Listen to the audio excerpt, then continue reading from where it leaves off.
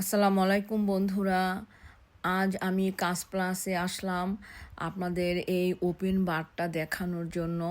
এটা পৃথিবীর সবচাইতে নামকরা ওপেন বার।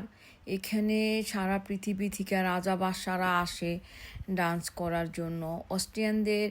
অস্ট্রিয়ানদের বলতে না, খ্রিস্টানদের একটা ধর্মীয় প্রোগ্রাম আছে যাকে ওরা পশু পাখি নিয়ে বলে। এই এই ধর্মীয় অনুষ্ঠানটার নাম হইল অস্তান।